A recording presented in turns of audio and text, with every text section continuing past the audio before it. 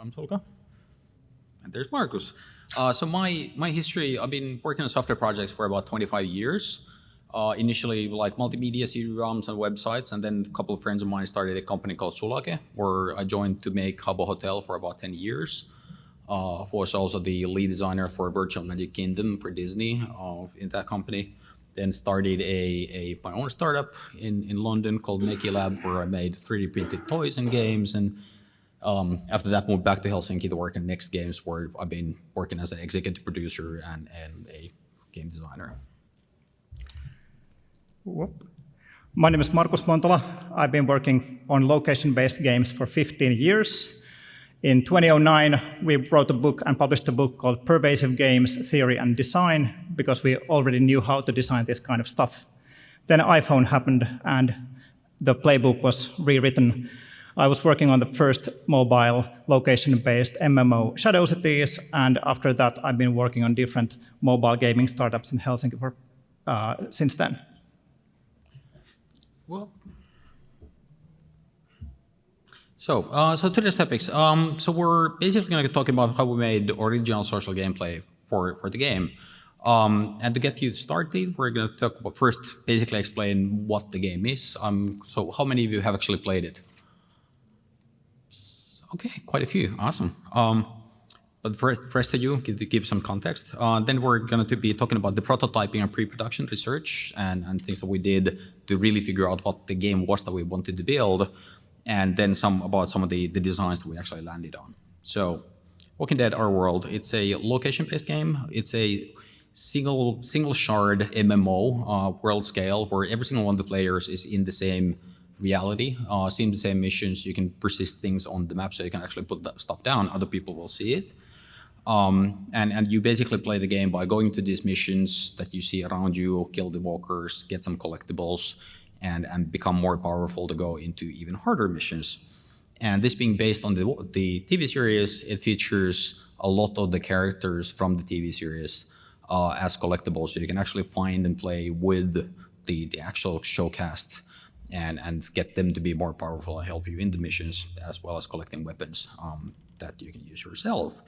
And when you go to missions, it kind of looks like this. So here I'm with Carl, shooting some zombies. You can use AR if your phone's compatible, so they actually like do real world human scale AR things, which is really cool.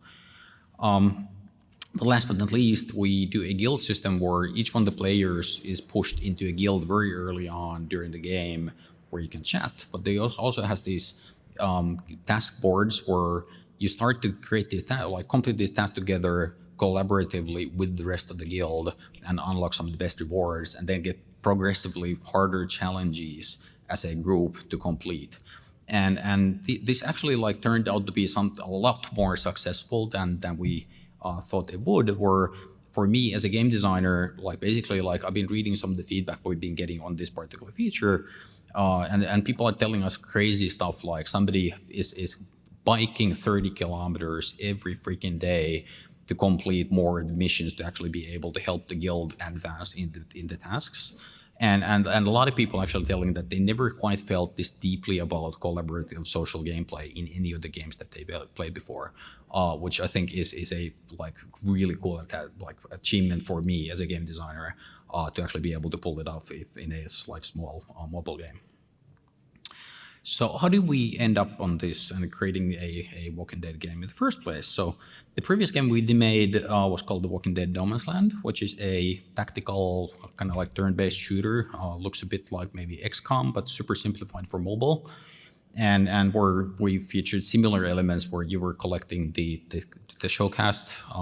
You made teams of 3, went into missions, and of different types, solved little puzzles with these guys.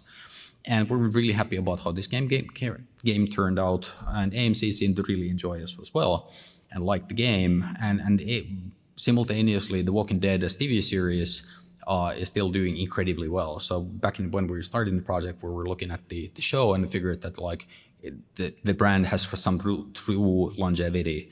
And AMC was quite happy with us, so we figured it's kind of no-brainer to make another game with those guys. And at Next, when we start working on new projects, one of the things we really want to do is figure out gameplay mechanics in the games that make sense from the brand perspective. So we primarily do games based on IPs, and now that we were creating a new game for The Walking Dead, we wanted to figure out like what would be a logical combination for that brand. And many of the viewers of the show actually like were telling us that they have this core fantasy of like really thinking what they would do if the zombie infestation actually happened. So we figured that like let's maybe try to prototype location-based gaming and see if that works, because it's a really good brand fit actually, like being able to really put you in the situation where like now you're alone, you need to get better weapons, better teams to be able to survive the zombies. Now, this being the like beginning of the project, we kind of figured, okay, like let's actually look at location-based gaming, what's been done in the genre before to understand it better, but also come up with a like really live in the present and plan for the launch, where you need to come up with a feature set that's actually doable in high quality during the production, but which has to be also really competitive when the game goes out. So I think one of the big problems is when you have a production schedule of a couple of years, you need to figure out a set of features and gameplay that's going to be competitive and compelling to the players when you actually ship the game, when the market's already changed to something different. So what can we learn from the past? Shadow Cities is like we will actually look into multiple games, including Shadow Cities were one of the really early ones that Markus had made back in the day. And where the gameplay basically was that you could build resource production, buildings on the map, become more powerful, build teleports that allowed people to cooperate and travel the world. Super interesting, but also featured really brutal PvP where when you logged in, you could see your surroundings, but all the other players immediately saw as well. And if they weren't powerful, you just got ganked immediately. And that was kind of really cool if you were the most powerful kid on the block, but many weren't. So the location where you logged in and like what time of the day really mattered, because you started to learn these patterns of like where the other powerful players were, that like the areas to actually avoid due to some of the other players being there. Pokemon Go had just come out, so it was in the early stages of like a lot of people trying to play the game, and this used fundamentally different design from what Shadow Cities had done back in the day. For in Pokemon, one of the things compared to Shadow Cities is like Shadow Cities give you perfect information as a player immediately, so like everything on the map was immediately interactable, you could see it. In Pokemon, they actually hide the vast majority of the content, and they want to incentivize you to move to be able to play the game. So you find the things on the world, and you could really not play without moving at all. Some of the content was obviously visible, so if you wanted to get more Pokeballs, you need to go to the Pokestops you did see somewhere around in your neighborhood, and in order to access a gym, it's very likely that you again needed to move because they were so sparsely placed in the world that it was quite unlikely there was anything next to you. And with Pokemon, one of the other things I got asked a lot in the early stages of the project, like how do we replicate this level of success? Or I think the primary reason why Pokemon is so successful was again simply the fact that the activities that players do in the game is a excellent like real brand fit to what people were expecting to make in the game. So if you see the animated series ever, you kind of expected, yeah, I'm going to walk around the world and throw balls at the Pokemon and collect them. And this is exactly what you do in the game. So the mental model that people had in their heads before they started playing perfectly matched the gameplay that they actually got when they started playing the game. So the hard thing when you start making a location-based game is that there are no really that many location-based games, and especially there are not that many successful location-based games. So when we started, we knew that we would be again into a very exciting and challenging endeavor where we would need to figure out a lot of basic stuff from the get-go. The thing is that usually when you see people playing mobile games, the play pattern is something like this. You're somewhere and then you play there for 2 seconds and then you go somewhere else. Most mobile games are not really mobile. Location-based games are actually mobile. So we had to face all these kind of different play patterns that players might have We had to figure out from the design angle, again, based on Shadow Cities, based on Pokemon Go, based on other games, like how would players maybe possibly use this game? This would be me. Most of the time, I'm a commuter player. So if I'm at work, if I'm at home, if I'm at a games conference, if I'm in the bus, that's when I play. This is one of our key use cases. But we had to also figure, like, how is this game going to work for people who walk their dogs for 1 hour every day? And how are we going to keep it balanced for them? Some people like to jog a lot. They like to play real-world games while they're jogging. We don't necessarily approve, but this is something they will anyway do, so we have to figure out how to deal with it. Something we learned once we actually had launched the game, we had a lot of tram riders. Trams move a little bit slower than buses, so they are perfect for playing The Walking Dead: Our World. You're sitting in the tram, you're grinding a mission, and the reason why you're sitting in the tram is that you're trying to grind as efficiently as you can. We had half of our team sitting in the tram 1 week when we were in the soft launch trying to optimize on a mission. The key point you have to decide is, do you want the players to move in order to play, or do you want them to play while they're already on the move? This is how Helsinki looks like. Next Games is based on Helsinki, and you can see the little dots on the map. They are the Google POIs where we spawn all our content. And when you're looking at this kind of a map, and when you're working in this kind of a city, you get all these exciting ideas about how this kind of a game could work. Maybe you go to a gas station to get some gas, and then you go to, I don't know, to the riverfront to get some fish, and then you craft something.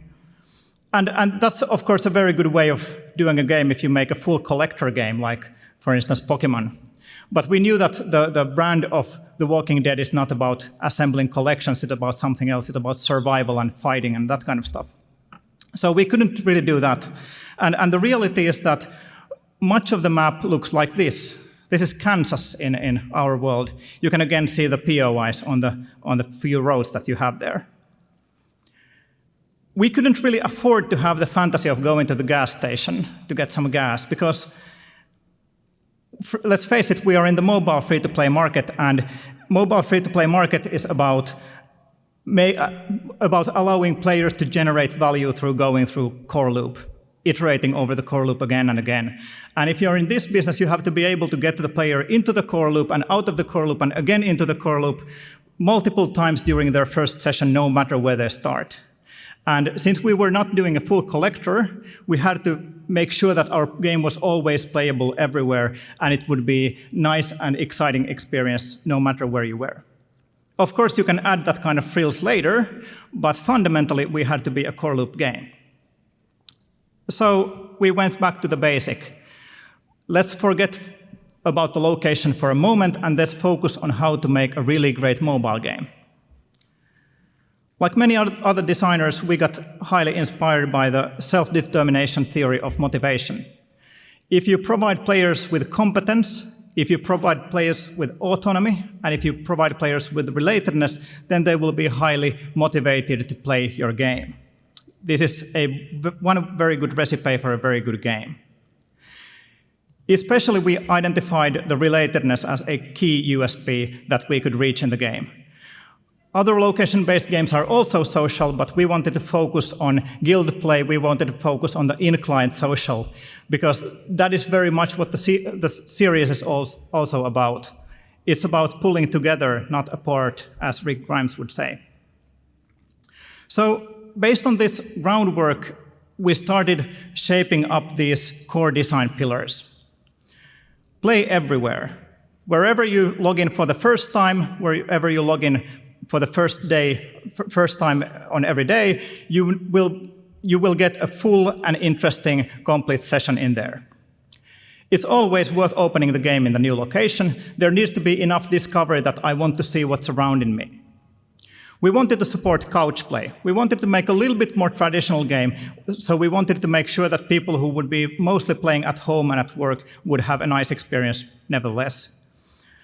In our philosophy, getting a better location, moving around, it gives you a nice opportunity. It gives you better optimal situations, but it's never mandatory. We wanted to focus on the strong collaborative social mechanics. And finally, we wanted to be true to the Walking Dead TV series. So now we have some core pillars, and we should start to get thinking about like, how do we approach these? How do we validate these ideas? And how do we prototype them? And Sulka is going to tell you a lot more about that. All right. So we kind of figured out that there's 5 big questions that we needed to answer before we knew exactly what we wanted to build. Were with the core loop, what were the constraints of how you actually can create missions that are meaningful on the map that people will be interacting with, and does the locational context bring something to the gameplay? Like, what are the things that you can do, and are there some must not do's that we needed to take into account? We figured that like this is a map, and like with geography, there might be really interesting opportunities to create area-based gameplay, and with being able to place things on the map we knew that from Shadow Cities that this is a good opportunity, but we needed to figure out like what is the gameplay that we would be doing it within the context of this game. For the social gameplay, we wanted to try 2 different ways of adding social into the game, where one would be on-location social, so that you'd actually need to be interacting with the other players or the content that people have been placed on the map. But also, could we do a meta game on the social level that would be played through the on-location missions, but you still progress things on the meta level? Dan Cook has this really fantastic illustration for how I actually iterate on the games. So the way we think about this is early on in the creative process, you're going through these cycles where you want to add value and not try new things, but you need to be able to identify what's valuable and call away all the things you are trying that don't actually ultimately add value to the players of your game. Where for the prototyping, the core cycle that we looked into that we wanted to do with each one of the prototypes is gather ideas and research, designs the gameplay mechanics that we wanted to implement into the test, then build and really do the testing and evaluate the results to see if this was something that we wanted to put into the game itself. And I think we ended up doing something like dozens and dozens of iterations ultimately on different features. Started basically just using paper. Paper is really fast. I recommend actually using like wooden tokens, whatever it takes to figure out kind of like the initial ideas, because this is really cheap. But we pretty quickly got into the actual questions. First being with the core loop, is there something like constraints that the on-location gameplay puts into how you do gameplay in the game? So the first prototype basically looked really simple. We took assets from the previous Walking Dead game that we had done, so the walkers actually looked really weird because the perspective was different. You could just tap on them to kill them, like mega simple first-person mechanics. We figured that this might be a good fit. Put some missions on the map where you just could collect more weapons and get some bullets. And we already got from this really simple setup, I got super interesting findings. Where firstly, the first-person shooter looked promising, so we decided, okay, let's keep on iterating on this. But what really fascinated me was that we again proved that there's no magic circle to location-based game. So when I was playing the missions and while I was brewing coffee for myself, waiting the kids to break off from the bed for me to take them to school, the gameplay experience was fundamentally different from when I was playing the same missions, walking toward lunch with my friends, where if anything on the road took longer than something like 10 to 15 seconds, everybody else needed to actually stop and wait for me, and that was socially really awkward. So we kind of figured that anything that we put onto the map itself, the interaction speed needs to be really, really fast. You need to be able to complete those missions and interactions in seconds. So the very kind of were okay, this looks promising, and we can continue on this. But let's aim to keep things simple. With the missions, we did actually a couple different iterations. Again, we thought that maybe we can add depth to the individual missions if the gameplay here is really simple. By allowing people to see perfect information about what's inside the mission versus imperfect information, and make different type of decisions over what's the gear that you're going to be taking into the mission. Do you need to come up with a plan? And turns out actually the mission version where you got the perfect information made people optimize their gear so much to the point where they actually kind of this analysis paralysis of overthinking what they need to do, which turned out to be a really bad idea. So we kind of figured that okay, less thinking is actually better. Let's make sure that the interaction again is really fast and people don't need to think about things when they go into the missions. The other, like one of the actually really big ones is the players immediately started asking for a shared reality. So the first prototypes just randomly put stuff onto the map, and you couldn't actually play with your friends because when you went walking with your buddies onto the world, both of you saw random points on the map. So if I saw something really desirable and like told, okay, let's go to that direction to pick up that mission because I really want to play it. My friend would say actually that like, no, like I'm seeing the same like cool mission the other direction, and that was really awkward. So we need to realize that we actually have to create the system to make sure that all the players share the same content, shared reality on the map itself. And which brought us to starting to iterate on a like deterministic procedural content generator that produces the same results across the board for each one of the players. And we're taking the Google POI data with prominence information that's really important that we're using to spawn the map to the players in a way that actually where the players see the exact same things.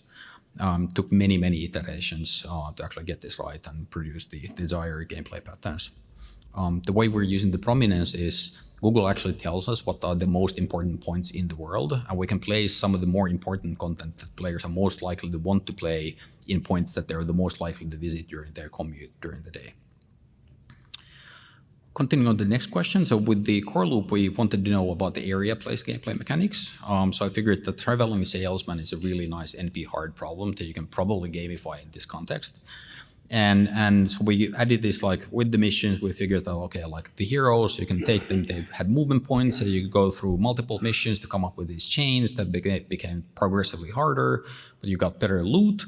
And like this was a disaster. So players immediately lost immersion when they saw the 2D map versus actually the projected view. And mixing on-location play and the 2D map turned out to be incredibly confusing. So vast majority of people kind of like not only lost immersion, they couldn't quite figure where they were, where the heroes were, and like they just like lost like they just couldn't cope with them on the information they were seeing. So we figured, okay, like this is going to be way too complicated for the core loop, and we just decided to kill this. The other prototype we did with this is we split the world into a Voronoi graph, a very fancy way of like actually like taking any area and splitting into places or like smaller areas. You could capture the areas by playing a couple missions, and you got better loot if you progressively like played more in the same areas. And again, like completely disastrous results were way too complicated to be the core loop activity. And also secondly, like this felt psychologically wrong, where we have this mental model of the world where we kind of think where the natural boundaries of the areas lie. And the people are like really objected to us splitting the world into areas that didn't really correlate with anything that they had used to actually see in the world. Where we chose to kill this partially because this was kind of an unsolvable problem, where if your players have a certain way of thinking about the world, it's very unlikely that you can actually solve something like that in a games project. So I'm sure a mapping company might be able to do something with areas and like natural boundaries that conflicts with how people see the world, but like in the scope of the project, like we just could not have been able to solve this. With the player-generated content of the map, the first prototype we did here is allow just very simply put resource generators on the map, get resources, do appointments, super simple. And building stuff on the map felt really good. Being able to see stuff like next to my home was very powerful, but not being able to access the buildings where I weren't there felt really bad, like super bad. So the kind of like the overall player sentiment was that the needing to figure out where to place stuff in the world, especially when you were potentially should it be next to your home or next to your office, and maybe you were commuting like through a daycare to drop off your kid, and figuring out what the optimal pattern for like placing the buildings would be, like took some of the bad aspects of people needing to think about their daily routines in the context of the game in a way that made the decision process way too complicated. So the verdict kind of was that like wanted to retry the building, but in some completely different form that didn't have the boundary, like the limitations of how you access this. So for the social gameplay, we actually decided to take the idea of the buildings and build a collaborative gameplay on location mechanic out of it. Where the concept was the safe havens, so added mission types were like add missions where you can rescue survivors from the walkers, and build buildings like safe havens for these people to take into to get loot. And they actually like this. Firstly, the rescuing felt really good, very much aligned with the brand. So you can be the hero, rescue people from the walkers. But also the fact that you can now get the see buildings from other players really like made the world feel alive. And the fact that we turned it into a collaborative play where you were leveling buildings together and it didn't really matter where you dropped the survivors into, suddenly turned the entire feature around and made it feel really good. So we actually figured that we need to turn this into, it continued iterating and turn it into a real feature. We also thought that we would do cooperative missions on the map where like players would be able to drop stuff on the map and play things together. So we made a simple prototype on a like this lure thing where like you could jump in and play missions. And this turned out to be pretty disastrous as well, where the density of players at any given point in the world is actually something that's incredibly difficult to predict. And these missions that we built were fantastically fun when you had 5 of your friends participating in when you play in them. But immediately when you got more, we actually turned this into accidental rival good, where the players started to feel that the other people, like too many people playing the missions, took the nice, easy missions away from them. And it became a like kind of race on who gets to complete the missions first.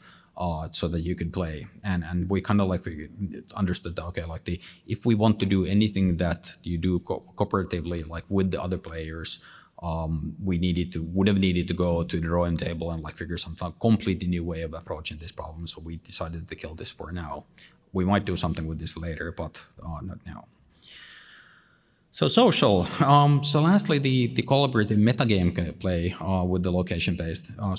We got this idea that let's add show locations from the show into the game where like say Terminus, and so you'd get some couch play missions if you unlock these by completing missions on the map. Say kill 100 walkers in one of the missions and the place open, so you can play some missions like no matter where you are. And do this collaboratively with your guild. And the result here was actually like this was unexpectedly fun.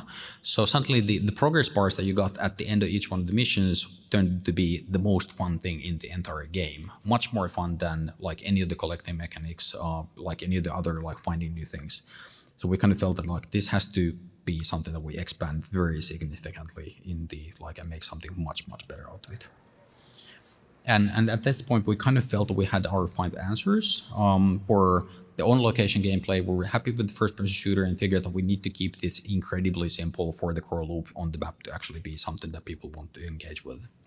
The area-based gameplay was deemed to be not the fit for the product, and the player-generated content was turned into a social feature rather than something that people would be doing as part of the core loop by themselves. The on-location social gameplay was deemed to be something that we should work on eventually, but it was too complicated for us to figure given the schedule of the project. And the social metagame driven by location was deemed to be so like beautifully like nice, and people loved it that we decided that this has to become a really good like large feature in the game. And Markus is gonna now talk about a bit more on what we actually did. So, as Sulka described, we figured all these things that don't work.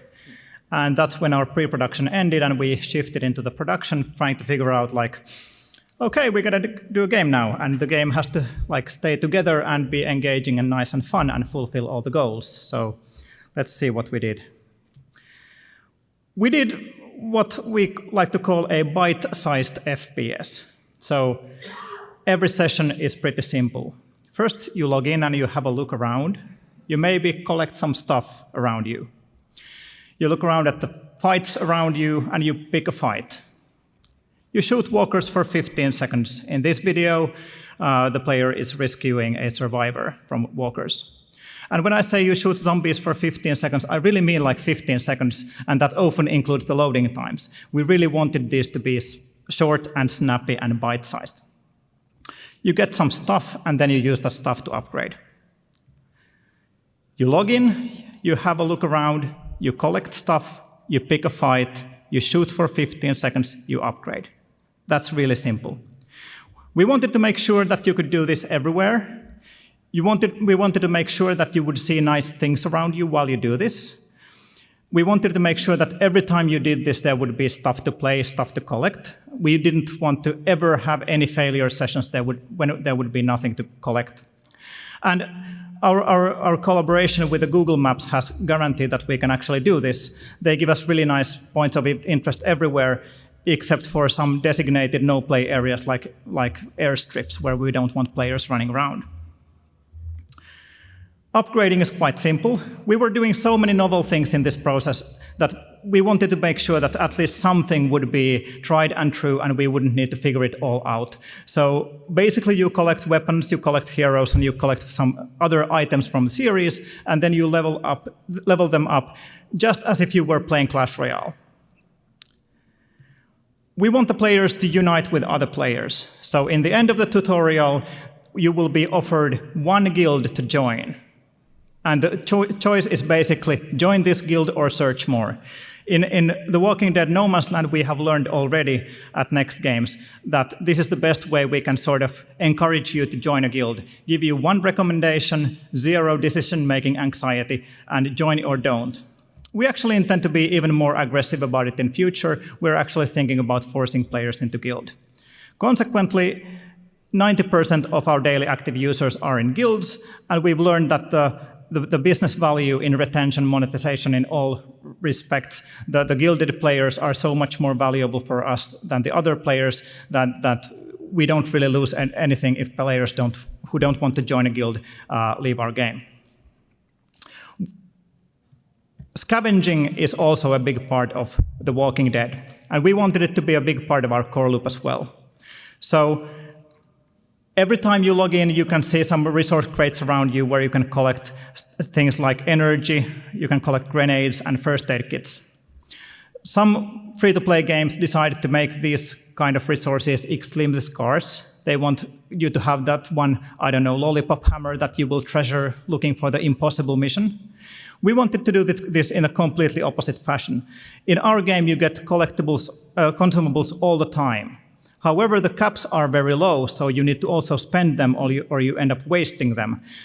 This creates a loop where you're actually constantly spending consumables, constantly getting consumables, and sometimes you actually do run out, and that's the monetization point.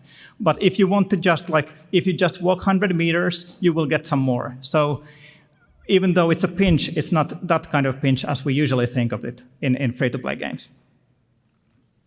So let's look at our core loop. You log in somewhere, you look around, you will scavenge the consumables. You will take the consumables and spend them in different kinds of fights. You will gain cards and coins and survivors. You take the survivors into safe houses to get even more cards, and then you use the cards and coins to upgrade your things. Rinse and repeat as many times as you like. So we were not entirely satisfied with this core loop at this point. It felt a little bit dull. The players kept requesting all kinds of discovery. They wanted to really go to that gas station and get some gas. And we were like, we're a little bit short of resources and we don't want to do that big an investment in that kind of gameplay. So we introduced rare and epic missions where you would get guaranteed rare and epic cards. And suddenly players were seeing a purple glow in the horizon and they would be walking there to see what's in there. They would be talking in the guild channels like, there's a thing in the Market Street. If you're near Market Street, you should go there and get it. We were also introducing both dynamic and static difficulty missions. We wanted to make sure that there would be always nice content for you to play, so we had to resort to dynamic difficulty most of the time. However, if you design a game that only has dynamic difficulty, you end up in a situation where progress doesn't feel like progress because the difficulty always increases. So many of the rare and epic missions we spawn are on the static difficulty, so they communicate to the player like, if you were a tougher guy, you could also be playing this mission. So the core loop is now a little bit more complicated. There's different varieties of missions, there are different varieties of crates, and there are a lot more options what you can do while you move around. Of course, these are very contextual opportunities, so if you happen to be in a nice location, then you will have nice opportunities, and if you're not in a nice location, then you have to figure out whether you conserve your energy and your grenades, or whether you will use them on the bad opportunities right here, right now. Sulka mentioned the safe havens. Nowadays, they're called safe houses. Players can build buildings in our world. After you've built a building, you can leave survivors there. You get rewards, and you also improve your rating in the safe house leaderboard. If you leave enough rescuees there, then the safe house will be upgraded. If you don't upgrade your safe house in a while, then it will be destroyed by raiders.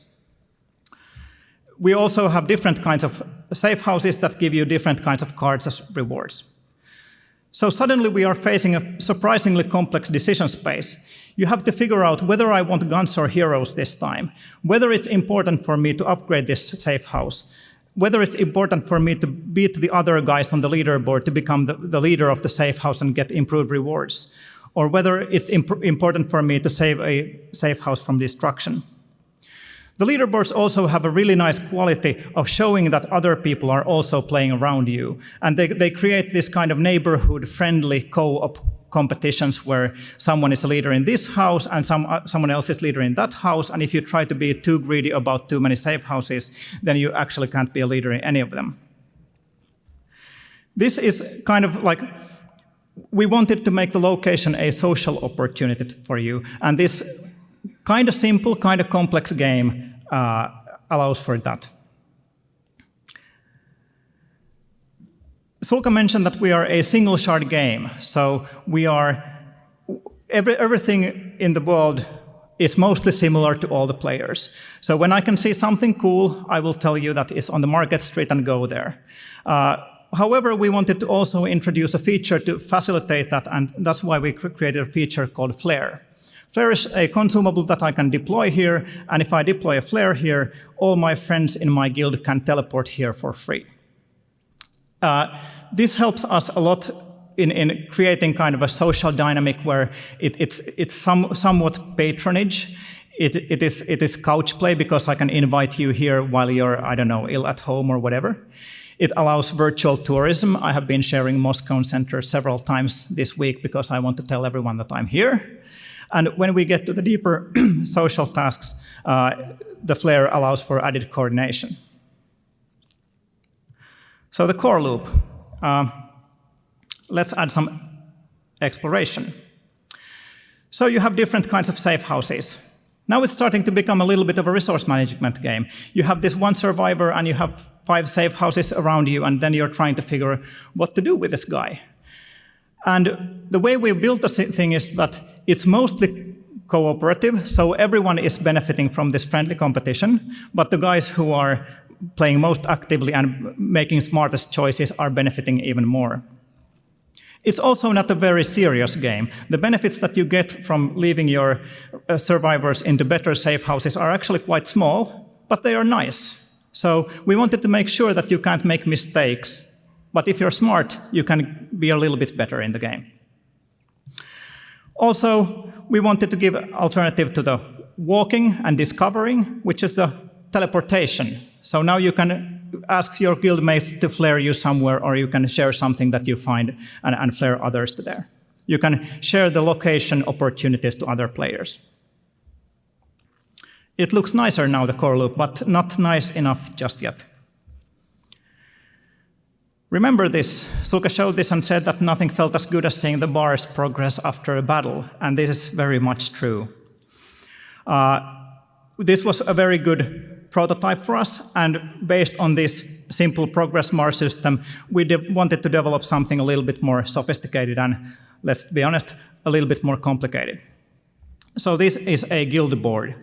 It consists of about 25 missions that you complete. There are also 3 chests on the board, and if you complete a row and a column, then you can collect the chest in the intersection of that row and column. But the thing is this. Everyone in your guild is collaboratively completing these quests, and all the rewards are social. There is no way for you as an individual to benefit any more than everyone in your guild benefits. When you unlock the chest, everyone unlocks the chest. The only thing that you can gain in the guild board for yourself is that if you're a top contributor to a task, you get your face on the wall, like the 4 yellow portraits in the top row. This has turned out to be a surprisingly strong motivator for players. Some people I want my face on the wall so that I can prove that I play a lot. I want my face on the wall so that I won't be kicked away from the guild. I want my face on the wall because I already have 7 and I want more faces on the wall than Sulka has. This is how the tasks look like. Win 40 battles. This is an easy task. This is actually so easy task that when you start playing the game and you're in the guild, you start kind of accidentally completing the quests. And this is what hooks you into this somewhat complicated guild board system. Actually, there's a funny story about this screen on the right-hand side. A programmer was implementing this feature and they came to me and they complained like, I just played this mission and I completed 7 tasks or incremented 7 tasks. And I was like, yeah. So it's not isn't it a little bit weird to complete 7 tasks at one go? And I was like, if you choose the optimal hero and the optimal gun and the optimal mission, and then you go there with optimal, I don't know, grenades or something, and you manage to progress 7 missions at the same time, isn't that cool? So actually we ended up designing the easier guild boards in a way where this is very likely and constantly happens. On the later guild boards, on the harder tasks, you will get this kind of missions. Lone Wolf. One group member must win 80 level 20 battles with a Reclaimer shotgun. So suddenly you need to parse together quite a bit of information and you need to start sharing tasks. Who's going to do the Reclaimer task because someone else is doing something else? This 25 square board is, in a sense, it's a simple representation. In a sense, it's complicated. But the interesting thing is that it has surprising depth when you're trying to track the progress of everyone in your guild and trying to figure out what they are actually doing and what is your best way of contributing to the common task. It's also a great collectible motivator because if no one has the Reclaimer shotgun, no one's able to complete that quest. So this is a way we can shuffle players' collections around and make sure that even the weakest weapons are used. We organized these guild boards into 20 different tiers. On every tier, you have 3 identical boards. So the boards are identical except for the target counts of the missions. So on the first board of the first tier, you might need to complete 10 battles, then 20, and then 40. And we designed this in this way in part because we want the first board to be a practice board. Usually the first board takes a good guild about 1 day. And that is the 1 day during which you learn to allocate your resources and coordinate your efforts so that when you're tackling the real challenge of the third board, you will be educated and understanding the task you have to do. You have 1 week to complete every tier. So this is a time pressure challenge. And this works really nicely for us in a weekly cycle. Every Thursday when the boards open, we can see a peak in the player activity when everyone is enjoying the fact that they can progress 7 missions at one time and when they are charging through the easy board. However, if you don't complete the tier in the week, then you will be starting that tier over the next week. So it's also a challenge that becomes harder and harder every week. And finally, we have 8 weeks in every season, and we have a leaderboard where we track the best guilds in the world. And after the 8-week season, you will get a massive reward and start over. We spent a lot of time iterating these guild boards, trying to figure out how we can make them work. One important thing we did was that we specifically decided that none of the tasks require you to be co-located. So basically, you can play with friends from anywhere in the world and succeed in the guild boards. It was far too complicated for us to even plan about the missions that would require everyone to go to, I don't know, Moscone West to do something. That would have been super complicated. One of the important features in the boards is that it's 25 squares, so the learning it is super hard. So one thing we did was that we decided that one of the chests is easy chest, another chest is a medium chest, and the third one is the hard chest. And every mission that leads to the easy chest is actually super easy. so that when you're semi-randomly doing things on the map, you actually see that these quests are starting to complete, and then you're actually figuring out that there's an opportunity of grabbing the easy chest if you just coordinate the efforts a little bit. And then, of course, when you have done that, you've done quite a bit of work towards the medium chest as well. So that will be half complete when you're done with the easy chest. And the same goes on with the hard chest. One thing we also did here is that some of the missions are, as the previous example, they are a lone wolf quest, so that one player needs to focus their efforts on one task. This has been a really interesting dramatic tool for us. One thing we can do, for instance, is that we take the best player away from some difficult mission so that the others need to shine because the best player is focusing on the lone wolf mission. The lone wolf missions also become competitions between players when both want their face on the wall, and then they are effectively wasting their efforts in this glory hunt, which is really nice. We worked even further with trying to make sure that these guild boards would always be so that the players would also have hope in completing the guild boards. So here you can see the difficulty curve of the guild boards. Basically, on the left side you can see the tier 1, and on the right-hand side you can see tier 20. And you can see the small numbers, but I can tell you that the highest, most difficult guild board has difficulty multiplier of about 300 compared to the difficulty multiplier of about 1 of the easiest board. So if on the first board you have to win 10 battles, on the last board you will have to win 3,000 battles. So they get extremely difficult towards the end of the stack.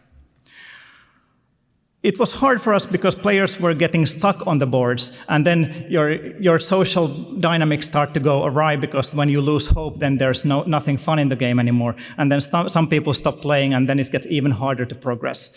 So one of the important things we did was that, as you can see here, the difficulty curve of the first board of every tier is actually quite lenient. So no matter where you are, you can always complete the first board. The second board, which is the medium board, is a little bit of a challenging, and then the real push is the third one. But then there's another aesthetic that is really nice here, besides the aesthetic of hope, which is that the first board is always a really nice reward for you. Like in Clash of Clans, the reward for upgrading your town hall level is not really the better town hall. The reward in Clash of Clans is that you get to upgrade all your stuff really fast, and so the game becomes very fun to play. And here the same thing happens with the first board being fun to play and super quick and super fast. We found this math of hope really important part of the dramatics of the guild board system. So let's look at the core loop.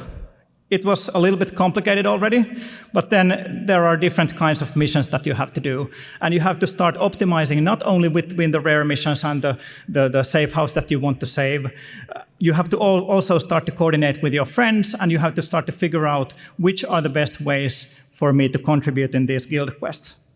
And it gets pretty complicated because there are now multiple social systems that are interacting in unpredictable ways. You have both the local social system of safe houses, and then you have the guild-based social system of the guild boards. And both of them are dynamic, both of them are unpredictable, both of them are gamed by not only you, but also your guild. And that makes the game quite deep, actually.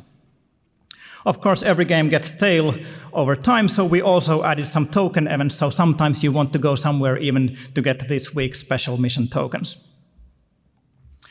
I think I heard of the term smart depth first time about 10 years ago in a Wooga presentation, and their point was like that you want to enrich your core loop while you want to keep your core loop just as it is. So you want to add smart depth while keeping it simple. And I think we succeed in our world in this task, because this is still a really simple decision space. You can't do anything wrong, you can just fail. You can just introduce waste in your process. There is no failure. Every time you log in, you pick a fight, you shoot something for 15 seconds, you progress in the game. But if you're really smart, you can progress a little bit more. And even for advanced players such as myself, sometimes I'm walking on the street and I don't want to think that much, while at other times I want to be super careful of my resource management. Like, I have 1 energy, what is the best way for me to use this 1 energy here right now? Of course, from design perspective, this is kind of difficult to handle because there are so many options. So we were thinking like, how can we simplify this? And then we figured out like, let's just assume that players are scavenging quite optimally at all times. Let's just do all our Excel math, assuming that they get really good grades at all times. And that helped us a lot. And then we figured out, let's just assume that they put their stuff in really good safe houses at all times. And if they don't put their stuff in the really good safe houses at all times, then they're introducing waste and that is their problem.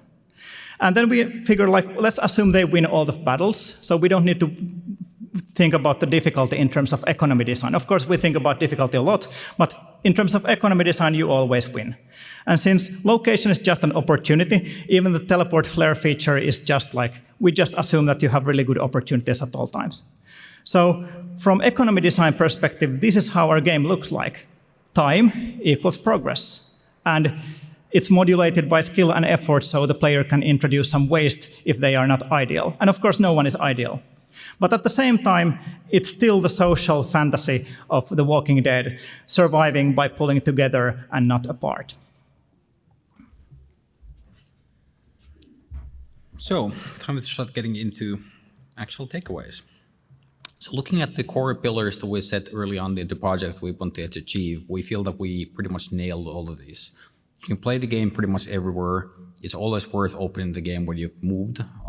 The game is quite couch play friendly, given the location-based aspect of it. The social mechanics, we wanted to make something that was really strong. We actually did it. And the game really does feel like The Walking Dead, where you absolutely have to coordinate your efforts with the other players in order to actually succeed. So even though the shape of the game that we ended up making was quite different from what we imagined at first, we're very happy with what we ended up with. A key takeaway is that when you do novel design, you have to do a lot of prototyping and validation. And the important thing in the prototyping and validation is that you have to accept that it takes time and it requires many failures. And of course, paper prototypes are the cheapest and quickest way to fail, which is very good, but ultimately you will have to, especially with the social systems, you have to actually build good, proper prototypes, and we spent a lot of time doing that. So having said that, yes, you need to be able to and prepared to kill all the darlings, even if they're really cool. I've personally, like we as humans, very easily fall with the sunk cost fallacy, where we think that we put so much time and effort and love into a prototype and it must succeed simply because we like it so much or we invested so much energy into it. But let's all as game designers and game developers try to fight that and make sure that if something doesn't actually fit your game, just kill the feature away and your game's going to be so much better for it. Even though there are no references for novel design, you can always have references, and you should look outside the box for references if you don't have them. Our guild board system is basically a marriage of Disney Tsum Tsum's bingo boards combined with Everwing's guild quests, and our shooting mechanics combine Operation Wolf with Whack-A-Mole. So the language of games is still very, very important when you don't have anything direct to look at. With the core loop, once you actually figured out something that really works, continue iterating and adding more features, but really do try to keep it simple and have the same way of people approaching how they play the game throughout the process. So you'll end up with a loop that is still easy to play, but has so much depth if the players actually really want to look for it. And finally, you need to iterate your own game until you're hooked to it. On the right-hand side, you can see a guild board on tier 3, which I completed alone because all my guildmates were slacking that week, because I wanted to progress and they didn't. So, thank you. Hope you enjoyed, and really good to see so many people here despite I assume the party starting at 6 o'clock. So, I'm Sulka. My name is Markus. And please remember to fill up the feedback forms if you like the presentation.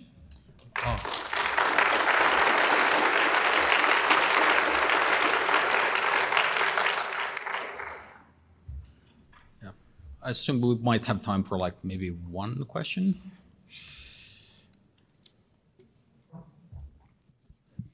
I'm just curious about how long did you guys spend just in pre-production? So the core prototyping, I think we spent maybe 10 months on it, like doing things that ultimately mostly got chucked away. So, and the team was at some point or I remember the programmers asking like, do we really want to spend all this time doing things that we're gonna throw away? So we did, and we did a huge refactoring pass of actually rewriting a lot of the code from the prototypes to be something that we could actually put into the final shipping product. Cool. Thank you.